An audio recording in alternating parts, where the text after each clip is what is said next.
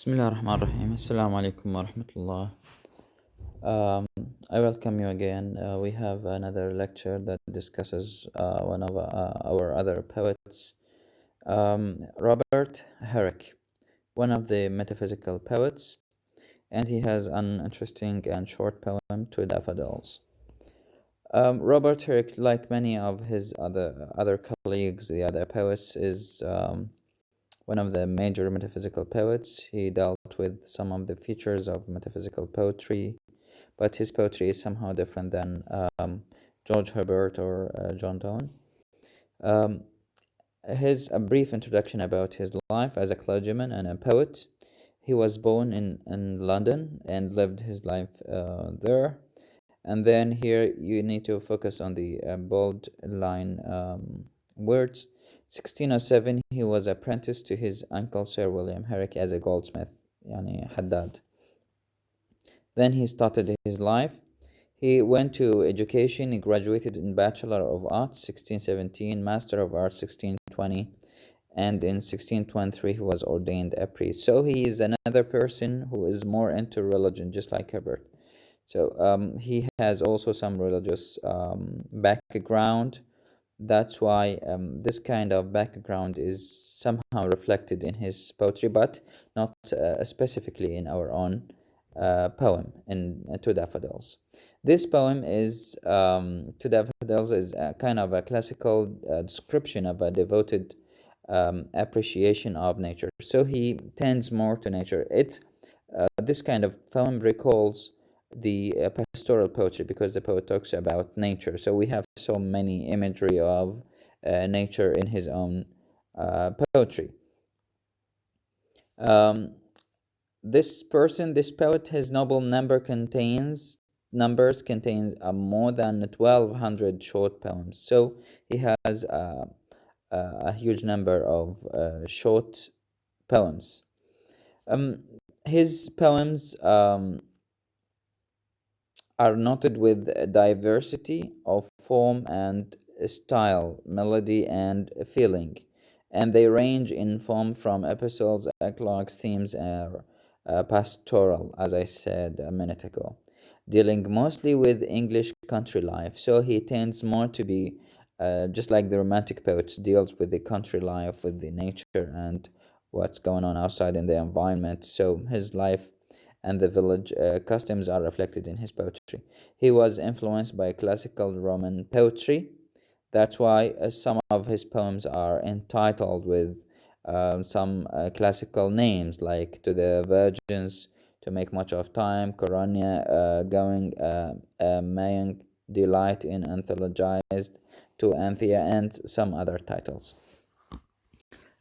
Herrick's poetry is characterized with certain important features. He draws all his images from nature. As we see, the sun, the moon, flowers, and rivers are present in his poetry. He mostly deals with themes of the shortness of life, and a theme that we will refer to later. It's called carpe diem, following the example of Greek and Latin poets. In his love poems, he chooses imaginary women from history or from Greek poetry, such as Anthea, Corintha, and Diana. In his treatment, the carpe diem theme he deals with it in a moral way, not the other way around, not in like a seductive or um, other, let's say, sensual way. Um, this is his features and his life in brief. His poem is entitled Two Daffodils. Daffodils is a kind of a flower. We call it in Arabic Nargis, Zuhur Nargis, I think, yeah. And he starts with addressing daffodils just like a person. So he is giving a personification for this kind of flower. He is personifying the daffodils and addressing and talking to it just like a human being. Fair daffodils, we weep to see you haste away so soon. Daffodils al-Jamila, we weep, we cry to see you haste away. Haste away means moving so fast, departing, leaving so soon. As yet, the early rising sun has not attained his noon. As so, now we need to recall the tools we dealt with earlier, like simile, metaphor, and other tools. As yet, the early sun rising has not attained his noon. The flowers, born in the morning, they die, and the rising sun has not reached the noon time yet. So they lived for a very short time. That's why the poet is somehow feeling aggrieved, feeling sad. He is weeping, he cries for the very short time of these daffodils. Um, has not attained his noon.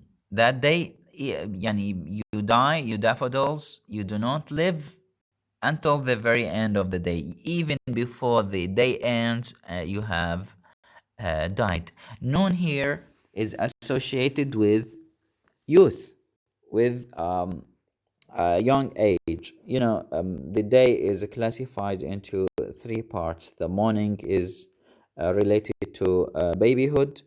The noon is related or compared to youth, and the evening is compared or related to old age, or sometimes with death. So the poet here is also addressing daffodils and asking them. You see, he is insisting on daffodils to stay, please stay, daffodils. Do not leave, do not go until the hasting day has run. Please remain until this day is gone, until the last time of the day, until the evening. But to the even song here, it means the evening song. The evening song, it's a kind of a metaphorical expression which is related to the evening prayer. And as I said, evening is associated with death, so it is a death prayer. Here we are talking about the end of life. So he's asking the flowers, the daffodils, not to die until the evening, as far as evening is associated with death. And having prayed together, we will go with you along. And as far as you're gonna die at the end of the day, we will die with you. So here the poet compares the life of the daffodils with the life of a human being. And as far as daffodils have very short time, like from morning to evening, the poet also is telling us indirectly that we human beings also have a very short time to live. And here we need to refer to the theme of the poem, Carpe Diem. Carpe diem means, it's a Latin word, it means seize the day, exploit the time, because life is very short. So do not waste your life in vain. Try to exploit whatever you can, and do not waste your time in sadness and working, or so it gives us a message, that the poet gives us a message to enjoy ourselves, live, love, experience the good moments, because life is not that young. So this is the general structure, or the general theme of the poem. That's why he relates this kind of theme between two items: the life of the daffodils, which are very delicate and they can die so easily. They are very fragile, to the life of the human being, which could humans could die at any minute. So he is telling humans not to waste their time, and they need to live their life with joy, happiness, and love. This is the content of the first stanza, which is composed of 10 lines. Um, so the next stanza, we have short time to stay as you. We human beings, we have very short time to stay, just like you, just like the daffodils. We have as short as spring. Here we have the simile. Spring here is compared to youth. So we don't have much time. Our time is very short. We are not supposed to live very long. So here there's a simile. The poet compares Um, we have as short as spring, as quick a growth to meet decay. There's kind of comparison between the life of humans and the spring at a certain time. So this kind of spring does not last very long because it's very quick. It will grow to meet decay, and decay is a word which means metaphorical meaning. Maybe it highlights death. So the poet does not tell these words exactly and directly. He does not say death or die, some euphemistic expressions. As a quick a growth to meet decay, because we could die very soon, and our spring is very short. Our life is very short. Just like you, just like the daffodils. The comparison between the daffodils and humans now, or anything. We die, of course, we would come to an end as your hours do. So humans die just like the hours of these daffodils are spent and wasted.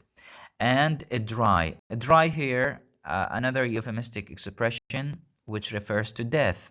Our hours would die and would come to an end.